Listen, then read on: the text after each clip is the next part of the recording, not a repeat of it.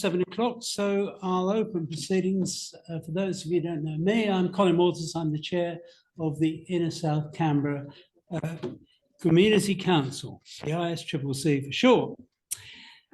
Tonight, we've got the opportunity to have a slightly different focus to some of our normal meetings. We tend to focus on things which concern us fairly directly, the local environment, housing policy, planning policy, and all those sorts of things. It's a chance tonight to look out a little bit at people who may be a bit less fortunate than some of our members and need a bit more help from us than we're often inclined to give. Australia has got a proud record of accepting refugees in particular, 1 million since World War II. And some of us are old enough to remember days when governments went out of their way to be welcoming to refugees, particularly after wars in Vietnam, Lebanon, and so on. More recent times have seen politicians equivocating somewhat, but I like to think that the population at large is still pretty warm-hearted. But there are plenty of problems to hear about. So I look forward to our speakers, who I'll introduce a little bit later on. But first of all, we have a very unusual departure for us. We have a musical introduction. Now, I was just recently rereading Samuel Butler's novel from the 1800s, Erewhon, an anagram of nowhere, of course, which he introduced to the world the idea of musical banks. Now, he was, of course, satirizing religion in doing that, but nevertheless, I think he came up with quite a good idea. We all need a musical bank in our life, really, to help us up when we're feeling down and to spur us on when we're feeling good. So to make an important deposit in our musical banks tonight, I'd like to welcome the chorus of women who like to be known as just that, very modestly. And perhaps they'd like to come forward, and they're going to start with a welcome to country and then have another song for us. So please put your hands together for the chorus of women.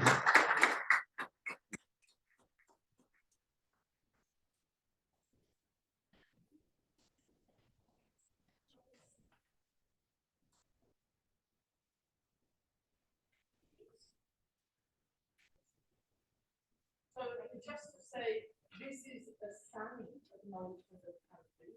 So hopefully you will have more feeling than just the announcements, and very beautiful words written by a local poet, capable.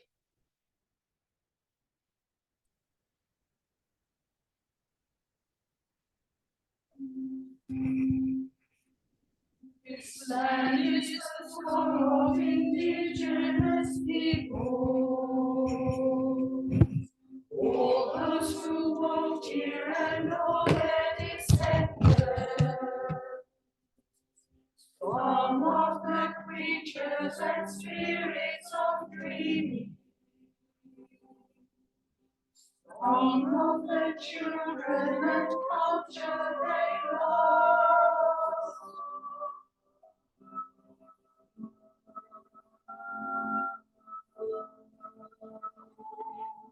And was the lines of eternity stronger. A story ends to respect the earth. Lines of their knowledge and wisdom of elders. We ask to walk with you in concord and peace.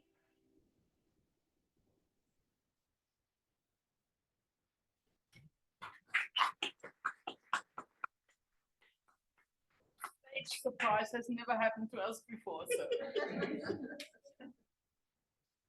we would say just a few words about A Recipe for Peace was written by our main composer, Glenda Flockley, who passed away in 2023, and it was written in 2007 during the war between Israel and Hezbollah. And so we thought it is a really current song to sing. In this song, she makes a simple parallel between making bread and making peace. and making bread is such a universal activity all over the world. And she sought blessings from Jewish traditions and Palestinian traditions. A recipe for this.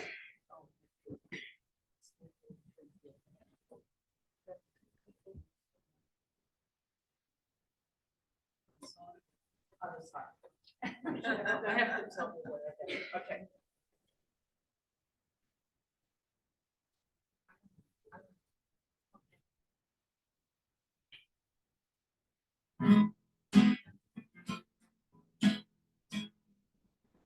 Take rain from the earth and let water. I need to dwell with her. Share I take with your neighbor. Let's see my bread.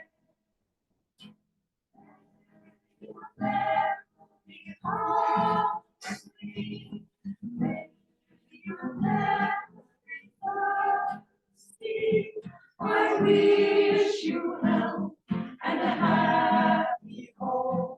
My companion, may peace be with you. Remember the making of bread like this.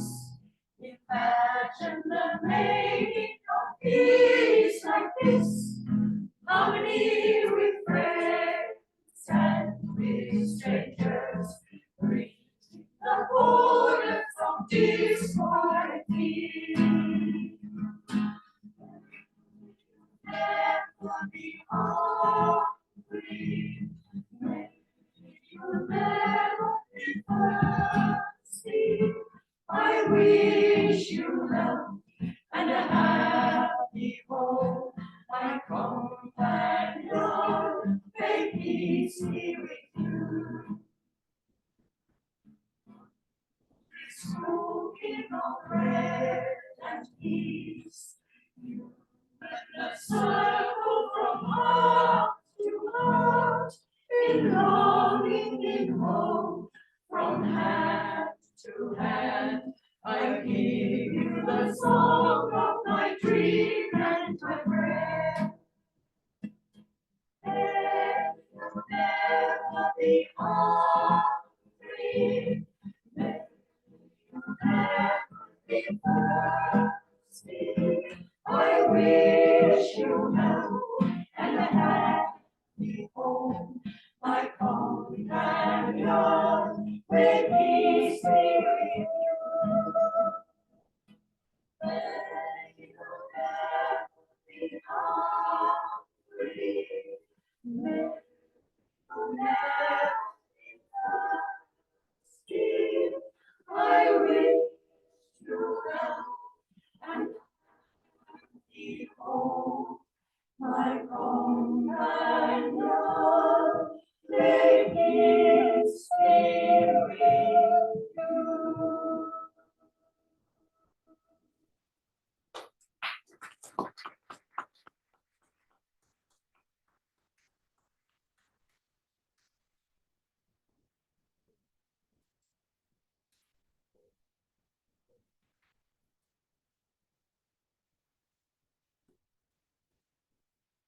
Thanks so much to the chorus of women. That's very inspirational singing and a lovely welcome, a lovely acknowledgement of country too.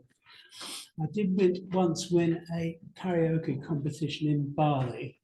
I'm tempted to give you a rendition, but when I say I won it, the only other competitors were Indonesian policemen. So it was a fairly easy win. Anyway, not to worry. Let us get on to the meat of our important discussion tonight, which is about refugees in particular and migrants in the community. Not a large part of the Canberra community, but there are a lot of minorities in the Canberra community that we need to factor into our thinking, I think, perhaps a little bit more than we do. And perhaps as you listen to what's to come, the thought I'd leave you with is what can we all do a little bit more, perhaps to try and make life a bit better for those who are less placed, some of us, to actually look after ourselves. So our first presenter is from Mars. Sonia de Mezza is from the I now look up Migrant and Refugee Settlement Services, not the Martian Embassy in Redfern, which you might have come across. A very nice coffee bar. But for the Migrant and Refugee Settlement Services, Sonia is the daughter of Italian migrants. She's a human rights lawyer and has acted in all manner of different positions overseas and here in Australia in advancement of the cause of refugees in particular, and has been Deputy Chair of the ACT Ministerial Advisory Council on Multicultural Affairs. So with that brief introduction, Sonia, would you like to come? I'll ask you to come up here because we've got the camera focused on the lectern here and people on Zoom, and I ought to welcome the people on Zoom as well. And we'll be able to see and hear you better. Okay, great. Thank you very much for that warm introduction. Okay. Yes, so my name is Sonia de Mezza. I'm the CEO of the Migrant and Refugee Settlement Services. I'll just wait for Robert to flick to the next slide. Let's see how we work this. Might be the arrow keys.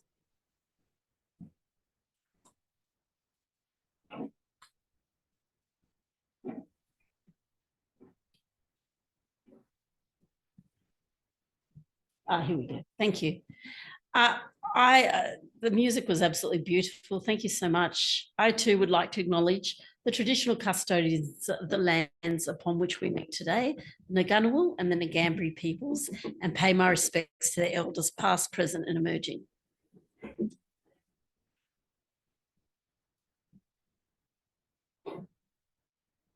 Like any good trainer, we've always had this slide in there. So housekeeping, bathrooms around the corner. I do believe the fire exit would be downstairs. And I'm not sure about breaks. But anyway, let's go to the next slide. Okay, so today what I'll speak about, I wasn't too sure, even though I did have an agenda, but I wasn't sure if it would be a very long speech or a short one. But so I packed in a lot just in case. I'll be speaking about our organisation, a little bit about refugees worldwide, the situation, the support services that we provide in Mars, and also just to answer the question that you're asking, how you can help if you want to get involved in supporting people from a refugee background. So I think the bio was already, I think it was lifted from the internet, but I used to be the CEO of the Loddon Capacity Multicultural Services in Bendigo, which is very similar to Mars. Before that, I was the Deputy CEO of ADACAS. Has anyone heard of ADACAS? ACT Disability Aged Carers and Advocacy Service, 8 years. My general background for 30 years is as a human rights lawyer. So I've set up some projects in countries like Pakistan for Afghan refugees and Sudan, in North Sudan, and work for UNHCR, the United Nations High Commissioner for Refugees in Lebanon, and I'm also a solicitor. Excellent. Right, so Mars, who are we? It's funny that you should say that because my staff like to joke, welcome to planet Mars. We are a not-for-profit organisation providing a range of settlement services to people from refugee backgrounds, but also people from migrant backgrounds, established in 1980 and incorporated in 1983. So we have a huge number of programs, which I'll tell you a little bit about as we go. So one thing I'd like to say is, you know, people kind of think before 1788 that there were just Aboriginal people. Actually, Australia is made up, it was a multicultural nation of many countries for thousands of years. And there were, I think, 250 different countries and many languages. So this is not just a new phenomena, it's something that has been with us for thousands of years in our country. So we have a lot of diversity in Australia and in the ACT. The last census was in 2021, and the statistics are quite similar Australia-wide. A third of the ACT and Australia was born overseas, and half of the population has at least one parent born overseas. So multiculturalism, cultural diversity is here to stay, and it's not a threat. I believe that it is a really powerful, positive attribute and asset to our country. So in 2019, the ACT government joined the Welcoming Cities Network, and we are a refugee welcome zone.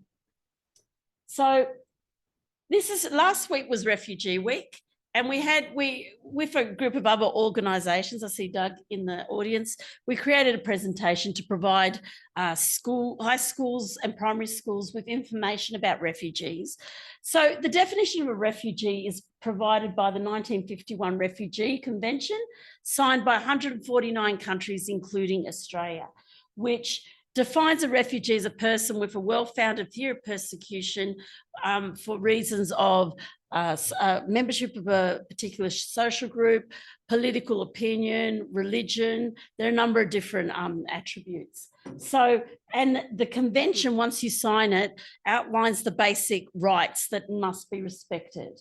So that is incorporated in the Migration Act, that we respect the convention. So how many people have been given refugee status around the world?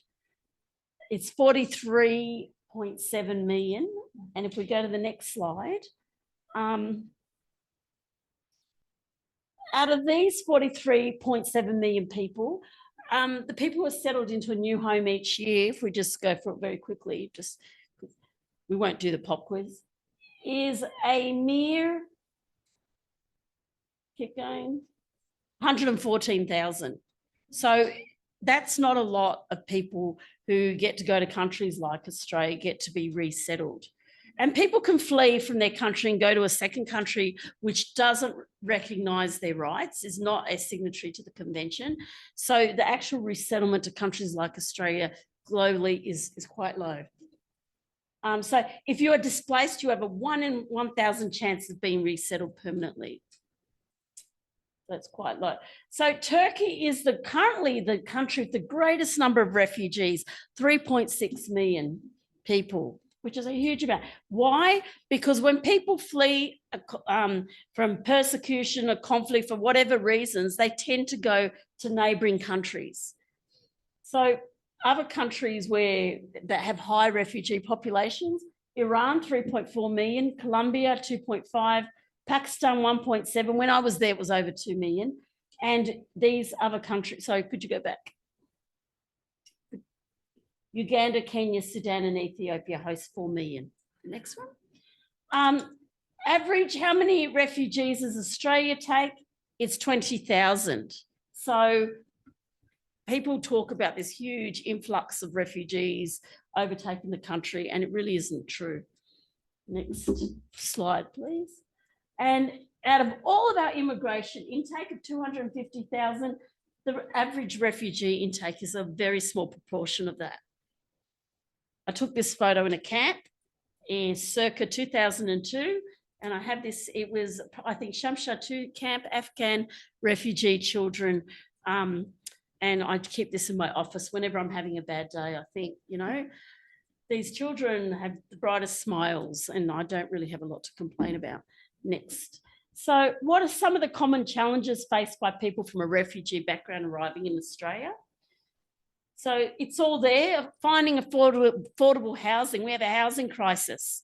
So people from refugee background is way at the back of the queue.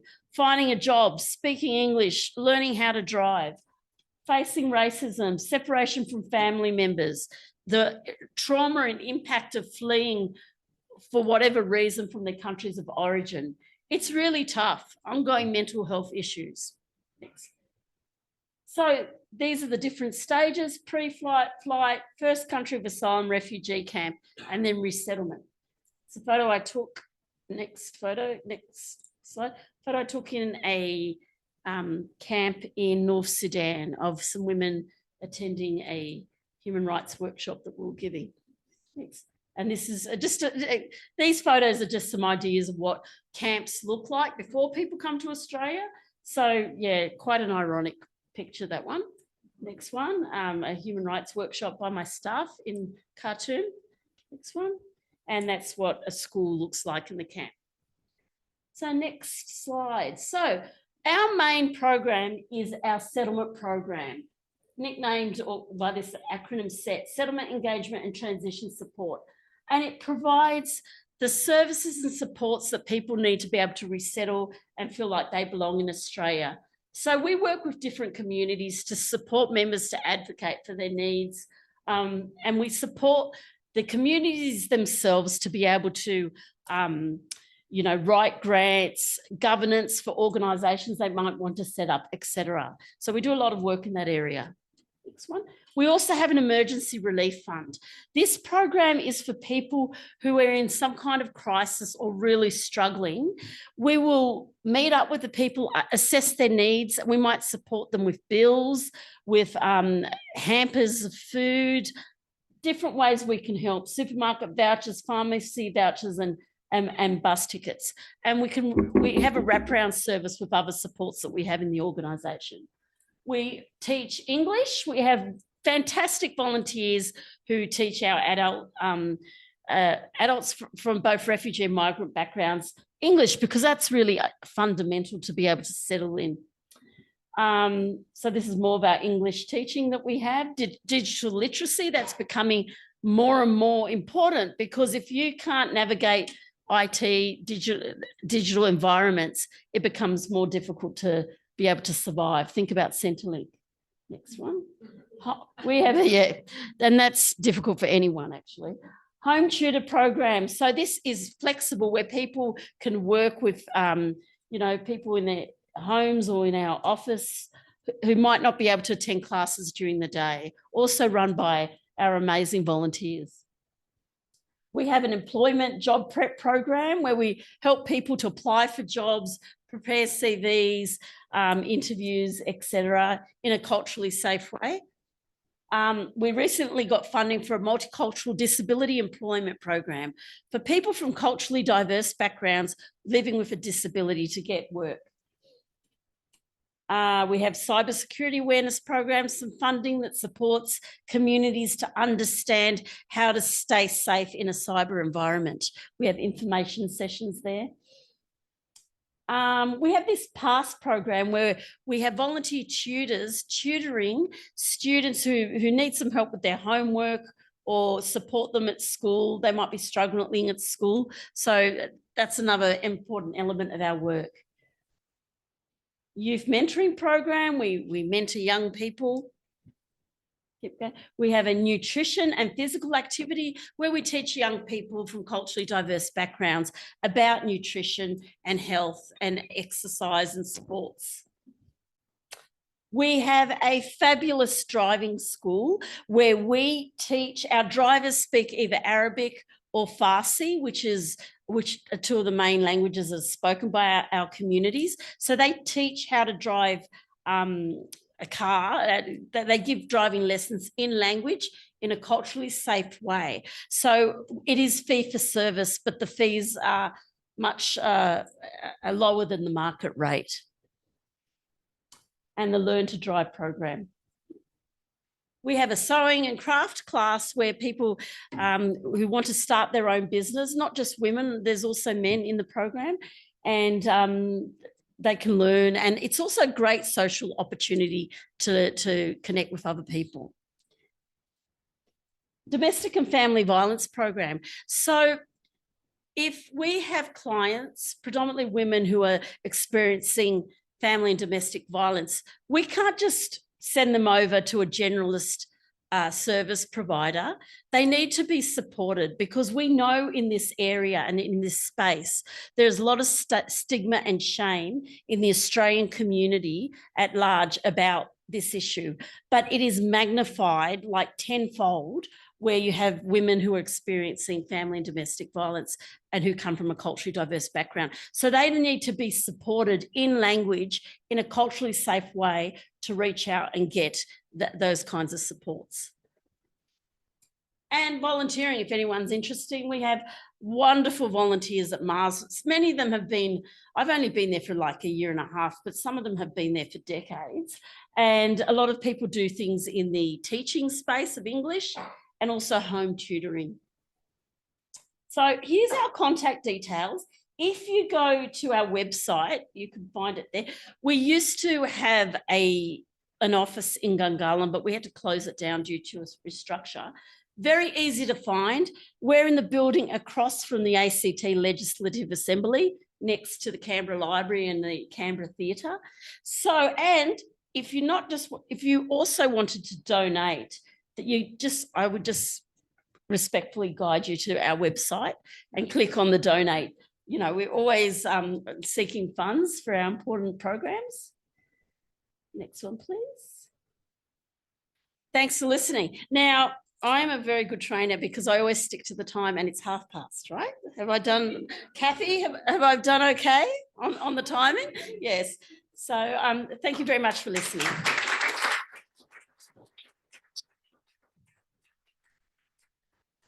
Thanks, Sonia. We thought we'd allow just a little bit of space before the next presentation to see if anyone has any questions for Sonia. And we have a roving mic. We've got someone to take it now. But it's Beatrice. Let me bring you this mic.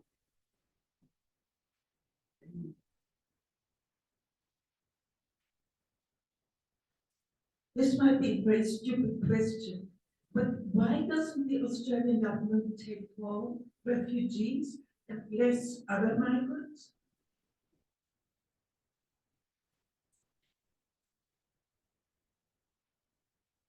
There are no stupid questions. I guess the Australian migration program is very strategic and it has its quotas for all the different visa categories, which includes spouse visas, work-sponsored visas, etc. And I don't know, that's something that we try and advocate for. I know Amnesty International is trying to get the number increased to 30,000 at least. But this is a big question because with the skilled categories, there is a belief that these people bring particular skills that refugees don't. And I think that is untrue.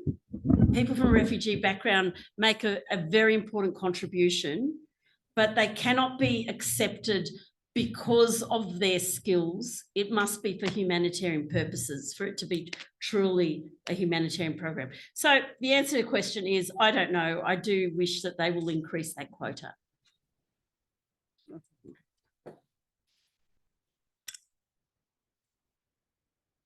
I was just going to ask where you run your courses. Are they at Civic Square? Where your Yes. Our office, we just have one office at the moment. And that's where all the... Yes, everything runs from there. There's a question here.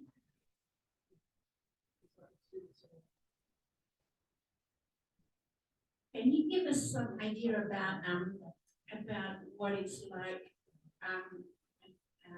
for a migrant to come to Australia, to Canberra? I volunteered as a teacher, an English teacher, and my clients. That's only into Zoom. I speak for my capacity as an English teacher, but my clients didn't turn up to their lesson or wanted me to go to their house rather than to the library, the library, which had a lot of resources.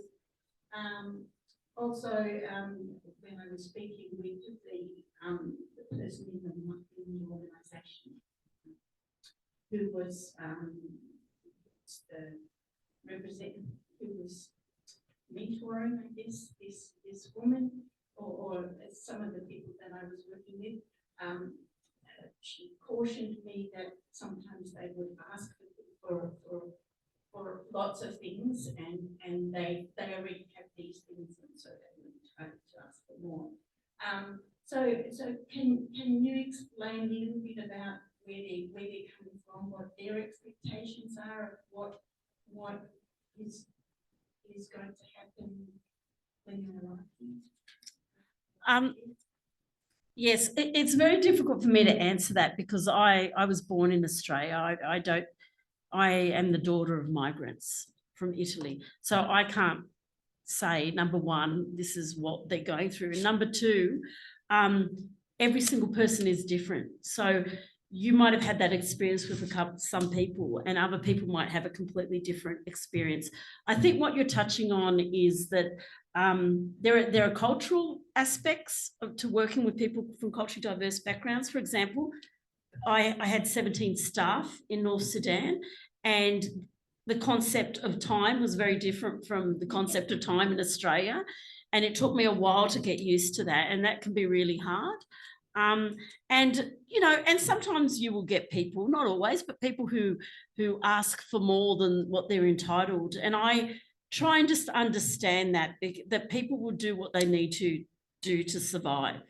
And, you know, we're very clear about what people are entitled to and make sure that we do that fairly. But I try and understand why someone might do that. And I can understand that might be frustrating, but it's with all the challenges and the hard things that come with volunteering or supporting people from culturally diverse backgrounds, I would argue that there are many more advantages that enrich your life. So, yeah, I hope that answered part of your question. Thank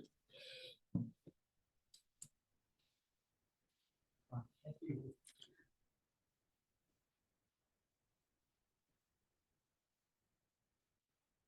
Thank you. I've just got a question which has only arisen just very recently. Who's going to pay the volunteer fee that the ACT government has just introduced? The organisation or volunteer? $11 per volunteer. When you apply for work with vulnerable people, it's $11. If it gets through in the ACT budget. Well, I guess I'll turn my mind to that once it's decided, David. But yes, I would expect your thorough mind to come up with that detail. I've got to be honest, I'm not quite sure the answer, but I'm sure we'll find one.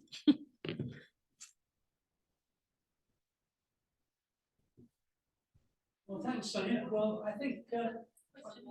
Oh, one more question. We've got one more question, right? Let's go.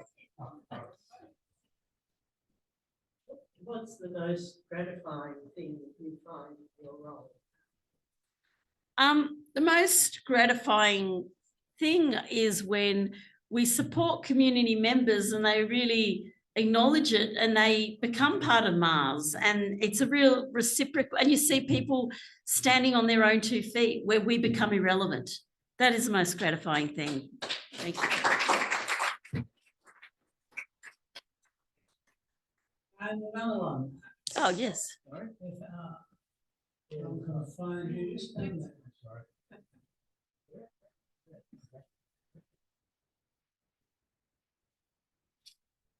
When you start to speak, what sprung to mind is our appalling record with refugees and asylum seekers that we lock people up and put them in detention for year upon year upon year. So I'm just curious to know where this service sits in relation to that. So are these people who have been approved to settle in Australia, or are they still waiting for a judgment on their status, their residency status?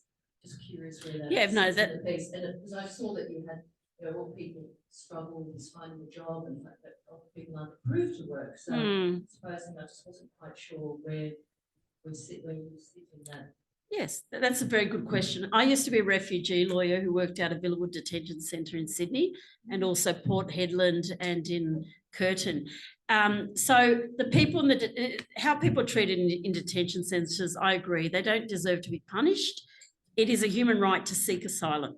So, and it's worse than prison, because at least in prison, you know how much time you've got left. I've had clients who've been there for years. But the people who are supported by the settlement program, they have been recognised by the United Nations High Commissioner for Refugees in another country as refugees. They've already been recognised under the humanitarian program, and then they're supported to come to Australia. So they're not asylum seekers, they're recognised refugees, and they haven't spent time in those detention centres.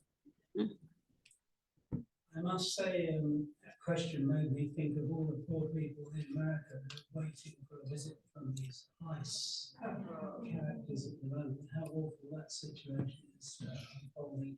Let's move on to the next presentation, and we can come back with any more questions for everybody. So I'd like to welcome Vanessa and Hannah, who are co-founders of the Cafe Stepping Stone, which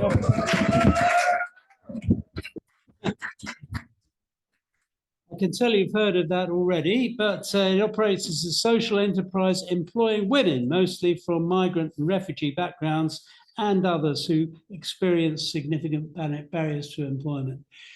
But I will now hand over to Hannah and Vanessa, who can explain the rest of their story themselves.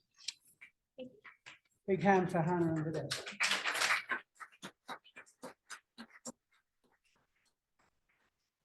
Hello, I'm Hannah and this is Vanessa. Thank you very much for inviting us here this evening, and thank you, Sonia, for such a fantastic presentation. I think we will try not to repeat many things that you said in the beginning about refugees and how they come to be in Australia and all of the percentages, but I think it is a very important moment to stop and think about that. Because it is a lot larger than what you think in the whole world, and it's not very many that get welcomed into Australia. So what we can do though actively here is try and support their settlement into Australia and support them being able to have the same opportunities as people who were born here.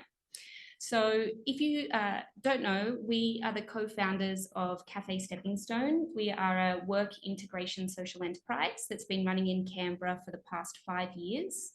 And we provide employment and training for migrant and refugee women from different kind of backgrounds. So we provide generally their first full-time employment or part-time or casual employment, whatever is good for the individual here in Australia, and support them in their journey into understanding what the Australian workforce is like, making sure they understand what their workplace rights are and their responsibilities are also when they join a workforce. And then we also provide hospitality training. So whether that's in the kitchen or out the front, wherever they kind of fit and feel comfortable. I might pass over to Vanessa on why we chose to work with migrant and refugee women and a little bit more about what we do. Hi everyone. So as Hannah said, we're a work integration social enterprise, and we are really passionate about social enterprise and believe that it's a really effective way to create change. And although we do get grants and have other funding, the cafe sales are the main source of income, and we could always exist and continue on self-sufficiently with those, but we need the additional funding to be able to increase our impact and offer the other programs and trainings that we do. So we think that social enterprise is a great model, and work integration social enterprises are used all over the world to support migrant and refugees. And in Australia, there are many different organisations, but in Canberra, there are only a few now, and with this model of work integration. However, when we decided to start in Canberra in 2020, we had already been running a work integration social enterprise cafe overseas, and we had to close because of COVID. So we came back to Canberra, which is where I'm from. Hannah's from Sydney. And we were looking around our community and trying to think of the group of people who would benefit from our business model the most. And we were reflecting on my grandmother's experience. So she migrated from India in the 60s. And my granddad was very fortunate to get a scholarship at ANU to do his PhD. So he was able to come over with his wife, my grandmother, and their two small children, my mum and my uncle. And although they had this very privileged opportunity to come to Australia, my grandma has always struggled to make Australia feel like home. She didn't speak English very well. She didn't have a chance to finish high school. She hadn't had any other work experience. So getting a job in Australia and really being able to be welcomed in and actively participate in society was always quite difficult for her. And when we looked around, there were wonderful services like Mars, but there was nothing that really offered that employment aspect and creating a whole workplace that was focused on women who had barriers to employment to helping them get into the workforce. So we thought that women from multicultural backgrounds, especially newly arrived migrants and refugees, and especially those with lower levels of English, would really benefit from the kind of model we were planning on creating. And the biggest thing we wanted to do with the cafe was just create a really safe space for women to come together, to learn, to share skills, to gain confidence, create social networks, learn a little bit about Australian culture. And that's where the cafe model is really great, because they get to interact with the general public, have interactions with people in English, practice their English, but they can also, there's roles for them that are not so front facing if that's not what's best for them, and they can kind of grow into that with more interaction with the general public and understanding what a mugger-chino is and different types of, they find puppuccinos extremely weird, if any, but they also find scones very weird, and they're like, why is everyone going crazy about these plain, you know, crumbly things? Why? We don't understand. So it's been a really wonderful journey over the last 5 years, and we never expected Stepping Stone to grow into what it has. It started with one cafe at Strathnairn Arts Centre, and then we were very fortunate that the ACT government put a tender out for a work integration social enterprise to open in Dixon, and they were specifically looking for an organisation that would provide employment and training but had a commercial aspect to it. And so we applied, and we really were not expecting to be successful, but we were. So after 1.5 years of waiting, we found out we were successful. They then built the cafe at Dixon for us, and they also have been giving us additional funding for 3 years. So we were extremely fortunate to be able to have that opportunity, and we feel a sense of responsibility to prove the effectiveness of social enterprise in government funding models like this, so that hopefully they do it again and they can support other social enterprises all around Canberra, and then other governments can copy them in other states and around Australia as well. So with the 2 cafes, it's been really wonderful to be able to grow our impact. So with one cafe, we had about 12 staff. When we opened the second cafe, we tripled our size. The Dixon site is a little bit bigger. It was built for purpose, so we can do more trainings there. It's a little bit more centrally located, which is really great for our staff who don't have access to public transport. And with the 2 sites, we can kind of balance, you know, the needs of the staff and place them in the location that's best for them. And so now we have 38 staff working with us. Of that, me, myself, Hannah, Hannah, and my mum, Rena, are the directors, and we are also working in the organisation in the management team. And then we've employed 3 other management staff who have experience in hospitality, but everyone else is from a migrant and refugee background who faced multiple barriers to gaining employment.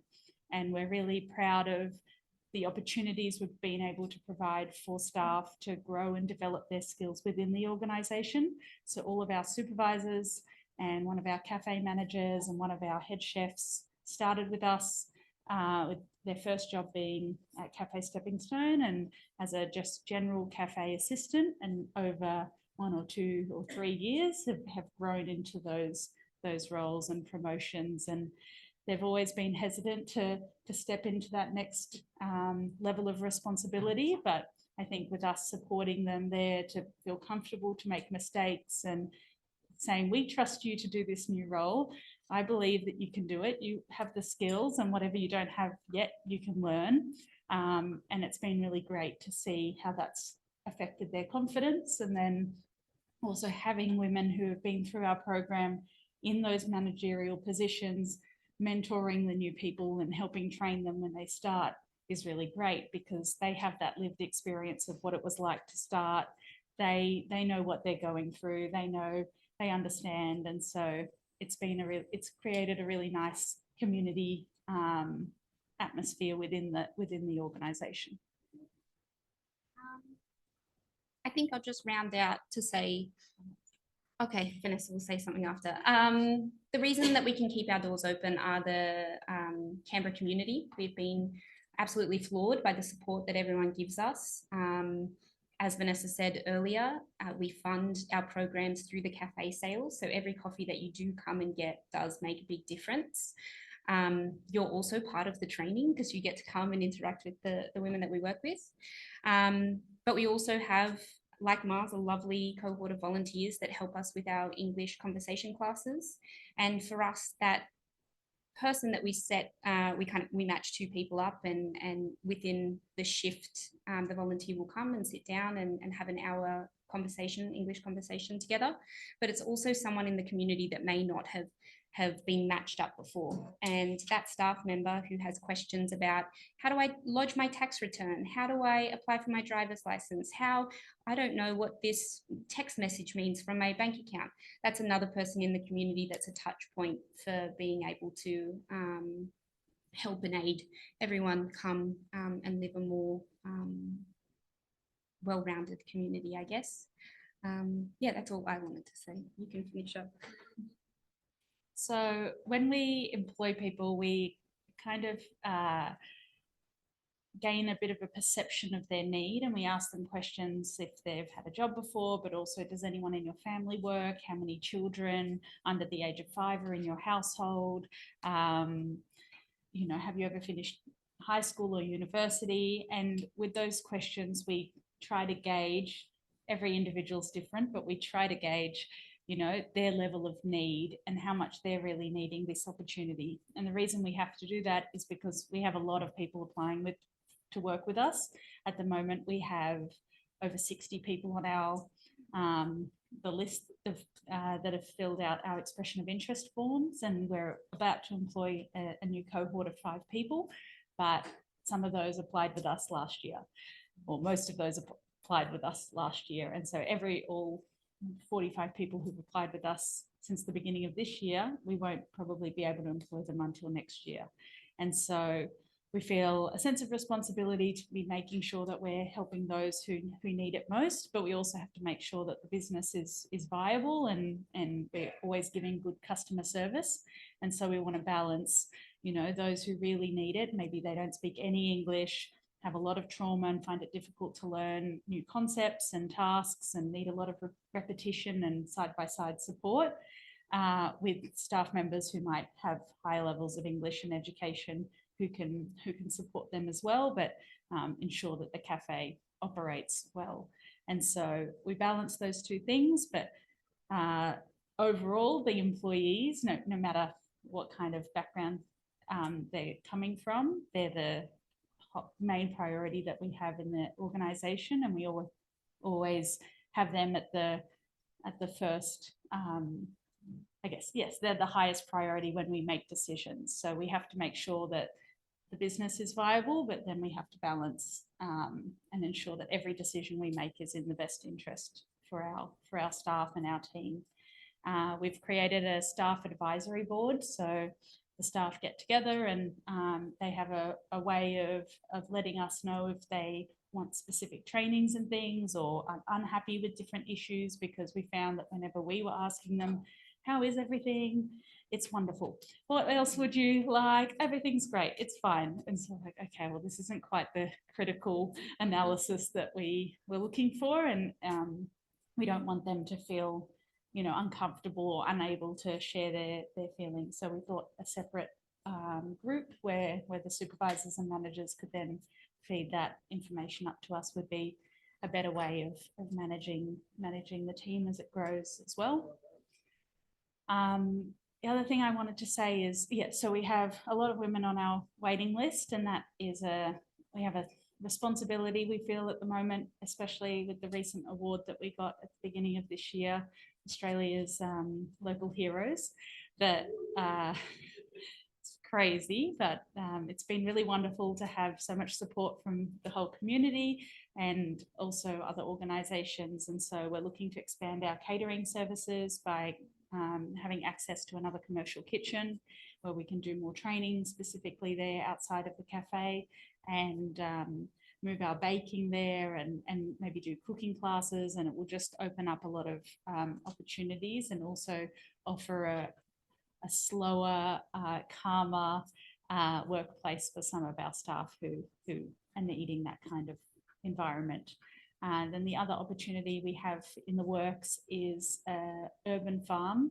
So Fiona from Ainsley Urban Farm has approached us and wants to work with us to create a training and employment program through horticulture, and she has a lot of experience in that, and built the sustainability program at Reach College a few years ago. And so we hope to be working with her shortly once we are able to find some appropriate land to start that on, so that we can train women in different kinds of skills, and then also use those kind of circular economy principles within the organisation, so growing the food that we use, and then composting and all of those great things.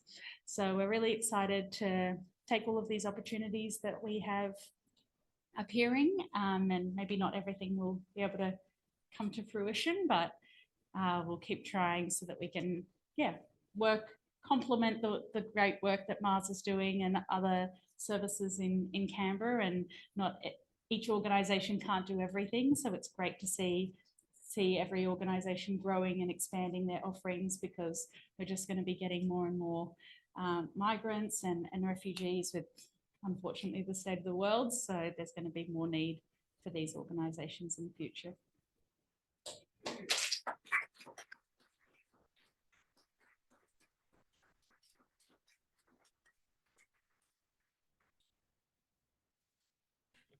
It's that impressive or what?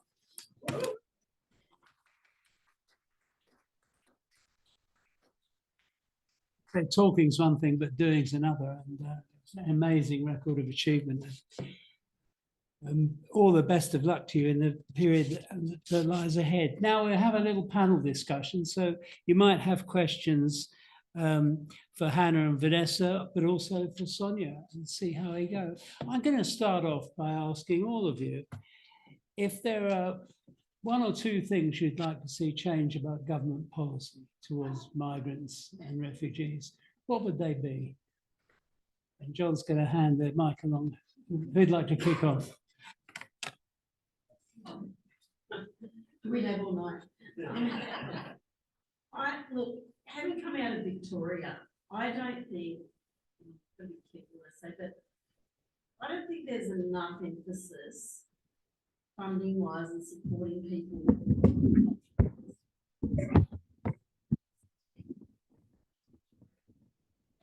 That's been my experience. And better on the federal level. Anyway, we're trying to advocate to get more funds. But I think there definitely needs to be more work in the economic participation, and there is a government grant called Economic Participation Refugee Integration or something, and it's a pilot grant, and I've been asking if they're going to be continuing it, and there's been no news. But it would be really important for this grant to continue and to expand, because it doesn't include the ACT at the moment. So things like that can focus on, in our sphere, social enterprises providing employment to refugees and migrants, and helping covering those impact costs that we face would be really helpful, and would help promote other social enterprises to start operating as well. The other thing is qualifications recognition. You're going to say it, so I stole yours. Yeah, that's a tough one. It's so big, so many of our stuff. Like, it's quite infuriating, because I think I was under the assumption that it was a government mandate on different industries and qualifications, but it really is just up to business to business, place to place. We had a staff member who was a microbiologist, couldn't get a job got told that she had to go back to university. She was in her 40s. She said, no, I'm not going to go back and pay the fees to study. There's no point. I'm very happy working at the cafe. It wasn't until there was a shortage, she got a call, hey, come in, we'll give you 3 weeks of training, full pay job. If she had gone back to university and paid those fees 3 years, to me, that it's disgusting, and it needs to change. That needs to change sooner rather than later. The other thing I would say is housing is a big issue, as you said. We had a staff member, she's a single young woman who has arrived from a refugee camp, and she was put in lots of different share houses, and the shared accommodation was with, in her case, a lot of young men with drug and alcohol issues, and she really didn't feel safe. She had a health condition, she needed a private bathroom, and there was no housing available for her for the first 9 months that she was in Australia. And she was like, why'd you bring me here if you don't even have a house for me? And it was just heartbreaking, and it's fair enough question. She was like, I was kind of better off in the refugee camp in Kenya than in this situation. So I think we have to be, I want the intake to increase, but if we are going to welcome people and bring them here, we need to make sure that we have all of the supports that they need to thrive. Yeah, I think those are two of the biggest issues. Like, housing is really problematic, and I think people, we had a program called Investors Can Help, where we would work with investors who own properties to support people from culturally diverse backgrounds. We need some understanding, because if you've been living in a camp somewhere in Kenya for years and you've never held a lease, we need to support people to understand how to maintain leases, not just give them leases, but support them, how to maintain them, how to maintain the properties, to understand the whole context. I think Australia has the highest standards in the world in terms of our education, and I think that's something we're really proud of and is a good thing. But I agree, how many Iraqi doctors fleeing the Saddam Hussein regime who are driving taxis? It's depressing when you have that much knowledge and expertise. And Settlement Services International in Sydney is advocating for better recognition, because it's just a waste of talent. Do you know what I mean? Like, well, we have got so many skills that are just put on the shelf, because you don't need another burden to settling in, like a $90,000 university, when you've already done that overseas. So we do need better recognition. I agree. More questions, please?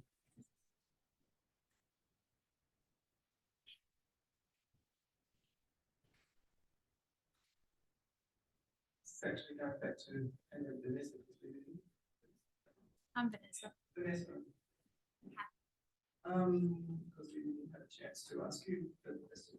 I'm just wondering how long people typically work with you, whether there's a particular time frame, and I presume you then help them in looking for ongoing employment. And I imagine there's quite a community, an ongoing community that they're then part of. I'm just wondering whether you could talk about maybe an example of, or examples of people that have graduated from Stepping Stone. Yes, so although our name is Cafe Stepping Stone, when we opened in Canberra, we were not looking to create a transitional program. We were looking at creating a sustainable long-term employment opportunities, because from our experience in Colombia, we found that people had we saw a lot more impact in those that worked with us for over 2 years. And when you're in a state of desperation and you don't have your basic needs met, it takes a long time and the benefits of having a stable job and a stable, consistent income and a safe environment, it takes a long time for those benefits to reflect in you having more confidence and that clarity to think, okay, what do I want to do next? So we were not looking at pushing people out and making it short term. So we were like, we'll just keep growing the business. I think we've gotten to a point, we are going to keep growing the business, but the need is getting too big. And so this year we got a grant from Skills Canberra to the Adult Community Education Grant, ACE program.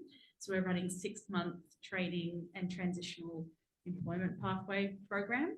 We've just had our first cohort. Everyone in that cohort had a university degree. So it's a little bit of a different group of people than we would normally employ, and we are still going to be offering employment for people who have very low levels of formal education and English language. But for those who do just need that stepping stone and that little bit of local work experience and a little bit of time to just have some income to pay for their bills so they can actually plan what they want to do longer term, then we are offering that transitional employment pathway. As I said, it's new. We're going to be working with Woden Community Service. They have a contract for all of the school canteens, or 30 school canteens in Canberra. So that's a great organisation to partner with. They run it as a social enterprise. They're located all over Canberra, so women can work close to their homes in school hours. So it seems like a great match, but we will need to find other employer partners to pass some of our staff onto. We have one amazing success story or an amazing staff member, and her success and talent is not due to us. We were just gave her some work experience when she first arrived, but she started working with us when she was 16. She started as a cafe assistant, became a barista, became a supervisor when we opened Dixon, helped us to open Dixon, and then Sonia employed her as in Mars. And so that was really wonderful to see her be able to go on and get another job and continue growing her experience. And I think she's still working there and an integral part of your team. Yeah. So we do have a lot of staff who have transitioned to mainstream employment, and it's wonderful to see them move on when they go, but we're not pushing them out, only now in this transitional pathway, but it's very clear when they sign on to that is what that is, and we are supporting them to get a job when they finish, and if they can't find a job, we'll just keep them on. But we haven't talked about that yet. Can I just say something? I think that Vanessa touched on, we like to collaborate when we can. We're friends. And okay, you've heard a lot about the amazing programs and everything, but I am a person who spends a lot of time working in cafes, and the food there is actually through the roof. Yeah, it is really, really good. And I travel the world, and the plates, the things that they serve you are reflective of the cultures of the women who work there. The ambience is beautiful. It's just, the one I've been to is in Dixon. The other thing is we do a lot of order a lot of catering and refreshments for the events. We like to use Cafe Stepping Stone. Sometimes my staff go, let's go to Costco. It is cheaper, but I'm like, I'd rather give the money that for our communities to good quality fare that is produced by Cafe Stepping Stone. So if you need catering, or you need a really good place to go with a friend and just gossip or work or whatever, do you get some coffee shops? They throw me out. How long can you stay there working? No, I keep on ordering until we close. Yeah.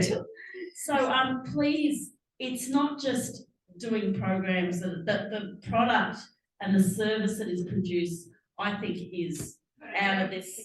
Example of baked cheese cake the other day. Yeah, yeah, it's making me salivate. Thinking about that. More questions? Thank you. My shout out. Yes, thank you for that shout out, and thank you to Stepping Stones. I'm a lot of optimists, and we often have our little events there. So I've spoken to Vanessa before. It's terrific, great food. I'm wondering tips for cross-cultural communication while your staff are serving. When we go, we love to learn a bit about their backgrounds, but we don't want to be intrusive in any way. Have you got any tips? Because I think it's a two-way street. Thanks. Yeah, that's true. It's a hard thing, and we can really see that the community that comes in are very eager to learn about our staff and where they come from. But we also have to balance that with a lot of people that come here don't want to talk about their past. They really want to push past that and talk about their future.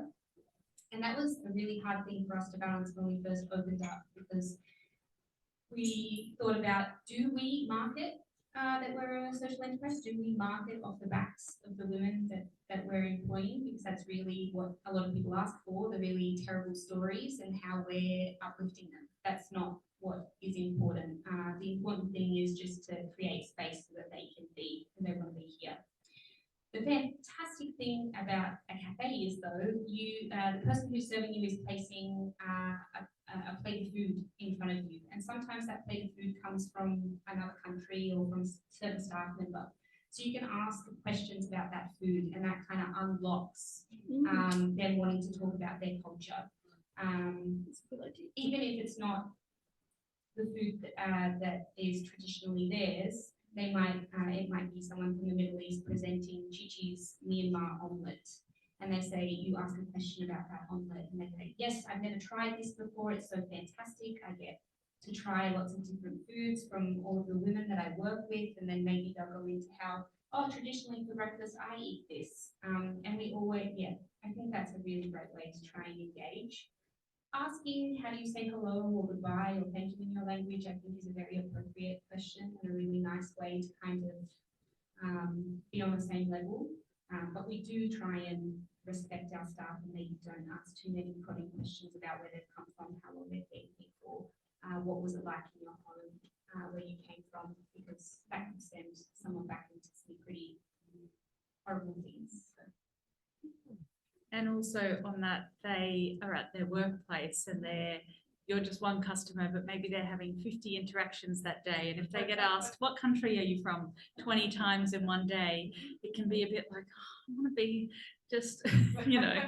So I think that's why we ask for just a little bit of, respect. Yeah, I think that's a really great point. Food is the bridge, isn't it? It really connects people. And I think if you just say hello to someone and say, hi, how are you, and, you know, appreciate the food, and information that people want to share comes naturally, as it does with anyone. So, yeah, I guess not focusing so much on the pointed questions, but just, you know, greeting the person and in a friendly way, and the conversation will just loosen that way if it's to happen. How are we going? Have we got any more questions? So just a quick one, where is it? sorry, We've got Elizabeth right down the back there. I'll add one more thing. You could ask them about their work at the cafe. How long have they worked there for? You know, questions about what they're doing now in their job. What's the start and where is it? What's the address? One is in Dixon. It's on Horden Place, which is off Anthill Street. It's smack bang in the middle of the playing fields and the pools along the bike path behind the Jehovah's Witness. And then the other one is at Stratman Arts Association, which is in Holt. It's the gin and dairy development is kind of involving it, but we still have a little slice of paradise out there. Both hard to find, but we have maps on our website.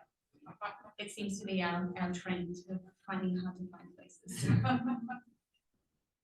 Can I ask a very different question? Someone raised the point about the high standard of education we have here. Can I just say, I don't think that's what it used to be. We now lack serious skill sets because people here are not studying anymore. And I say this from experience in terms of some of the skill sets. And so I'm interested in people who are coming here, migrants, refugees, whatever it might be, to be honest with you, quite broad-based. How can we, as individuals working in the sector, help with embracing the fact that we need these skill sets and the things that change to encourage the opportunity for people with skill sets to be accepted? Now, I have lived in lots of countries in this world, some of whom get education by paying for certificates. They do not do anything, and they do not deserve to get jobs that basically require a particular standard of education, whether that's medical or something even less challenging and dangerous, shall we say, if you let someone actually some training. But in lots of these cases, I don't think there's a good connection between corporates and employers of that kind, and I'm using corporate in a very broader sense, not government or non-government, to basically say we need more of those. How can we actually encourage the opportunity for those people with those skills to either upscale those skills or be used in those skills? I'd be interested in people around the audience saying, how can we help? Well, if you have a business, I guess, you know, seeing if you can offer employment to someone who particularly might struggle. I guess you can advocate to your local MP because they get specific points for different categories, you know, and yeah, just, I guess, just supporting people. I think this is a long-term advocacy. And yes, yeah, well, supporting that advocacy that we need to recognise more the skills. And there is a new initiative that they're trying to start where people who have particular skills are being brought out from different countries and who also have, you know, the humanitarian concerns. So there are some initiatives, but I guess as individuals we can all do something.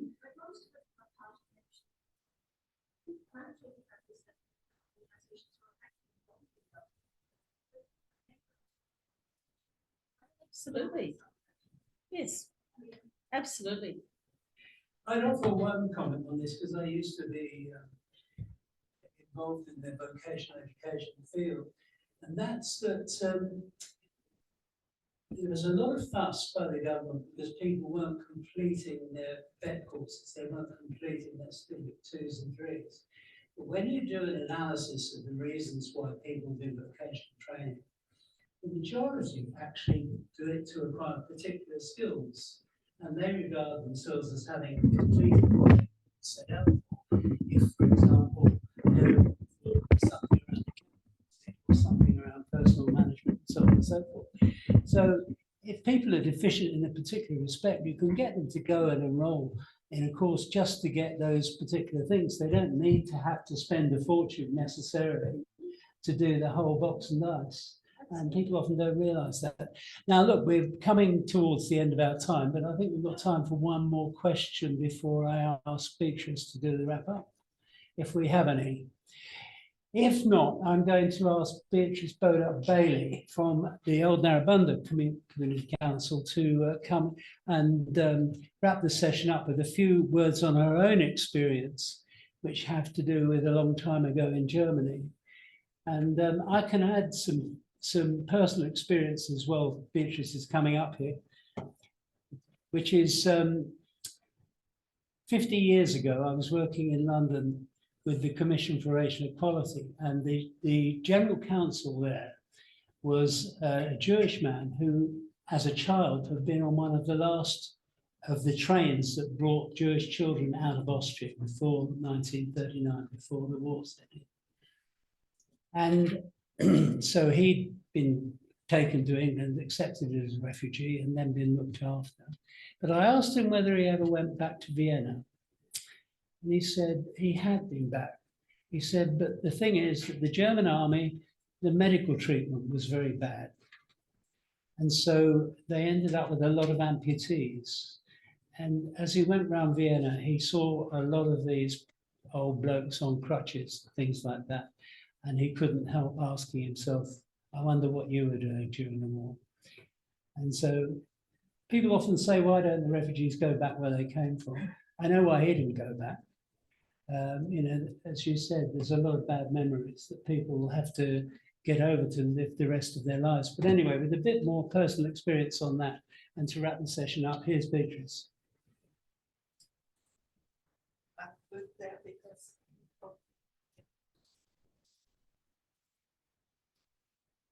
Yes, we are all aware of a huge number of refugees, and we might think this is just our age refugees, but of course, whenever we have a war, there are refugees.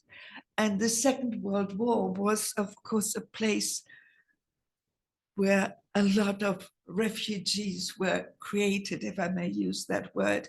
And of course, during the war, we had people with Jewish background who somehow managed to get out was the most incredible adventures and stories. And unfortunately, at that time, when they were sitting on ships outside Australian harbors, the attitude wasn't quite as welcoming as now. And well, when I've heard that only a small percentage of migrants are permitted to be refugees, I wonder whether there is so much change, and why isn't there more change? Because of course, a lot of people in the Australian community are refugees without ever it being noticed, especially the older generation, because they were refugees arriving in another country in Europe and then eventually came to Australia, not as refugees, but as migrants. When the war ended in 1945, the Jews were free to move, but there was a new problem because the three countries which came to occupy Germany, which was Britain, America, and the Russians, had their zones. The British and the American zones were combined so people could move. But then there was East Germany, and I think it was Churchill who spoke first of the Iron Curtain, which was created. The border was 1,400 kilometers long. And suddenly families couldn't cross over. A bit like North and South Korea, they had the same problem. Suddenly people were fleeing, and one of the families somehow stayed behind. And it's still right now going on. Of course, a lot of these people are pretty old now, where families are being united. In our case, it was somewhat different. My father was an opera singer, and the theaters in the West were closing because the war started in Western, for the population in Western Germany. And so he managed to get a contract in one of the very big and fairly well-known opera houses in Schwerin, which is in Mecklenburg, which is on the eastern side. And at one time, members of the family came, and my cousin was sent to us because the opera house was still going, actually until 1944. And we were in the safe place. But then the Russians moved in 1945. And it was no longer a safe place. I could tell you many stories because I think Johanna had a similar experience. Many of them were from Siberia and had never lived in a house with running water. And a story is going around that, well, they came, knocked, banged at the door and said, "You out, we in." We were lucky. We stayed in our flat, but things happened. They would look at the toilets. Wonderful place to wash your potatoes. Put the potatoes into the toilets and flush it, and the potatoes were gone. And they shouted, "Sabotage!" And of course, the women, the Russians loved music, and the opera house was immediately started, was cleared out. And the women, of course, the Russians hadn't been to operas. So then they found these lazy lazy night dresses, and they all sat there in their night dresses. But the problem was that when the tickets ran out, the person who sold the tickets was put into prison, and people disappeared, last seen on a truck direction Siberia. And so my parents, we had my mother's sister was married to an Englishman, decided we had to flee. And somehow this was still a turbulent time. My father managed to get the furniture, including the grand piano, on a train, sealed it as a wheat transport and sent it to West Berlin. But then, and said the family was going to move to the country because there wasn't enough food, which was true. But it somehow circulated around, we might be leaving. He was going to cancel the performance of the night we were planning to leave, but then he did the performance because just to show people, no, we're not leaving. And then the thing was, the border was, at that time, it was 1947, was just a strip which had been cleared out of vegetation. And there were watchtowers, of course, to see who was trying to flee. And what the thing was, there were the farmers living close by, and you would go to one of those farmers and the children would go out at dawn to see whether there's anybody around. And then we marched. My parents were in their early 40s, both carrying a heavy suitcase with two children, one 6 and one 4. In the middle of this strip was a little rivulet, which was pebbles and a lot of sand. And the little 4-year-old stumbled and fell into it, had her face full of sand. And of course, the parents thought, as children do when that happens, would start loudly crying, but it was me. And I somehow sensed the danger and was silent. And of course, once my parents got behind the vegetation which shielded them, they collapsed. But we were on the sort of level near Hamburg. Somehow, I don't know how, they got to Hamburg, where the head of the opera there managed to get permission for us to get on a train. And we went to Kassel, where my grandmother, where my father actually had been born.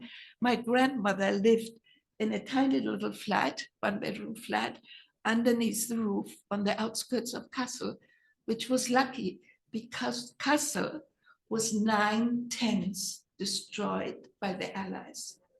Imagine 9/10. Now, the government had the same problem, a bit more magnified as the ACT. There wasn't enough housing. So what they actually did, they just divided, went and said, well, you've got a bedroom and a sitting room. Now you have to take people in. And of course, a lot of people lived in little garden huts and without running water. And sometimes when I hear about young people complaining, oh my God, we have to share a house. We have to live with our parents. I'm just thinking, well, you know, a lot of people, we were 4 people, my parents and my brother, myself, and my grandmother living in a tiny bedroom flat. I had to share a bed with my brother. The bedroom was so narrow that there were 2 beds, one my mother slept in, and one the 2 children were sort of along there. They couldn't be next to each other. My father slept in the sitting room, and my grandmother in a little caboose under the roof. And I grew up amongst ruins. I remember the little flowers on ruins. But that was for a lot of people what was happening. And I think Johanna most probably had another experience of fleeing. And I don't know whether you want to talk about it, but so I think quite a part of the Australian community has had this experience. And maybe it's good if you pass that on to the new arrivals and say, look, you're not the only one, and you're being taken care of. But those people were not taken care of. They just somehow had to live. So we have to do something for the new arrivals, but also encourage them and say, look, you know, you've got the fortune, you're being taken care of by us. A lot of the older people in Australia didn't have this being taken care of. And well, I think You're going to leave it there. Well, thanks for that, Beatrice.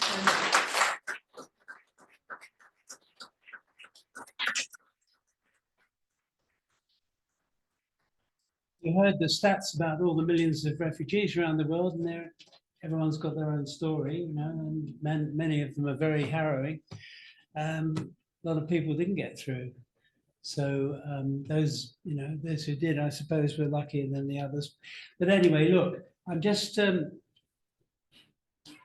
going to thank all the speakers tonight very much for quite a profound experience. I think we've all got a lot to take away with us from what you said, and don't think that the value of what you've come and told us tonight is limited by the number of people in this room, because we'll all go away and talk to our friends and our families about what we've heard tonight.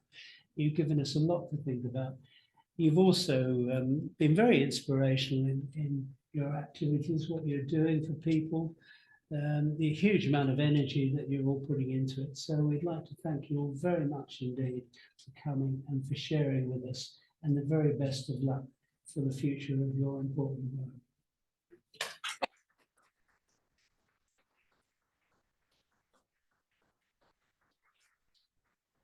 I've got some other thank yous, but and then one or two little announcements for you. I'd like to thank Kathy Potts and Elizabeth Goodbody for helping to liaise with the speakers and pulling tonight's programme together. To Robert and colleagues, I think, for helping us with the Zoom, as John Bell, who's our normal tech expert, wasn't available tonight. So we're very, very grateful for that. And I'm sure all the people on Zoom will be especially grateful. I hope they enjoyed it in the comfort of their homes. At least they don't have to struggle back through the cold like we do. But anyway, I'm glad you joined us on Zoom anyway.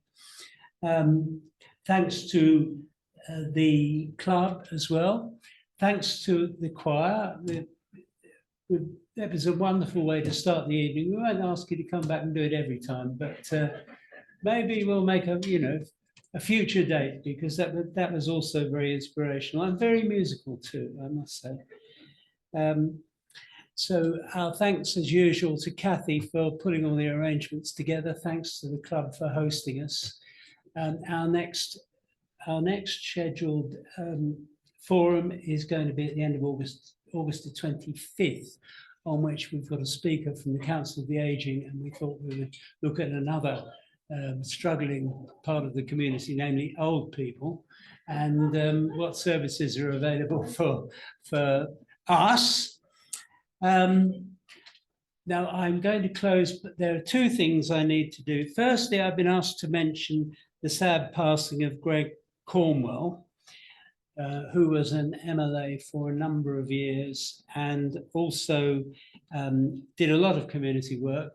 He came along to a number of our sessions back in the day. So far as we can tell, he was never an office holder in any of the local associations, but he did a lot of good to local communities. His memorial service is 2 o'clock on Thursday afternoon at St. Paul's. I take it that's St. Paul's in Monica. So any of you who knew Greg might want to go on to that. And I think we'll record our sorrow at hearing the news and our condolences for members of for Mrs. Cornwell and his family. And then finally, an announcement. We've got Sheila here from Lifeline, who has got some news for us about an event happening just around the corner at the Kingston Hotel, otherwise known as the Kingo. And she'll tell us when the date is.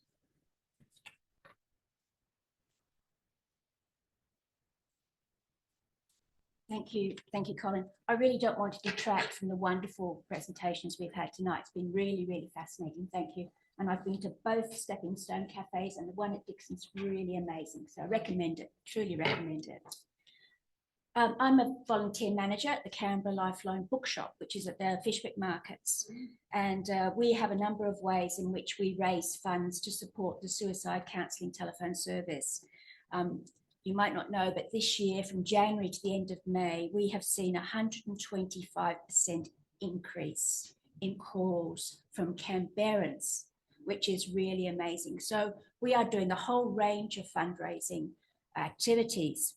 We've got the book fairs, which you mostly know all about. We've got the bookshop set up in COVID. The Canberra Raiders this weekend are doing a fundraising thing for us. And we've got lots of sport challenges. And if you're really into it, you can do the nude solstice swim, which was 2 weeks ago in the -7 degrees, or you can come to a really warm room at the Kingston pub. It's called a library. It's at the back of the Kingston pub.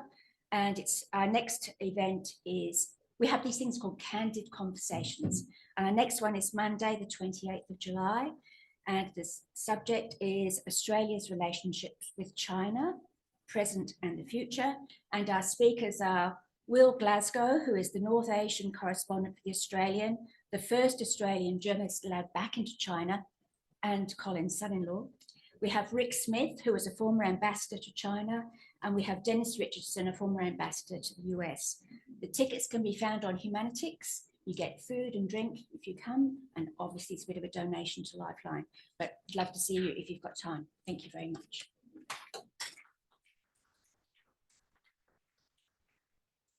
Thanks, Gillian.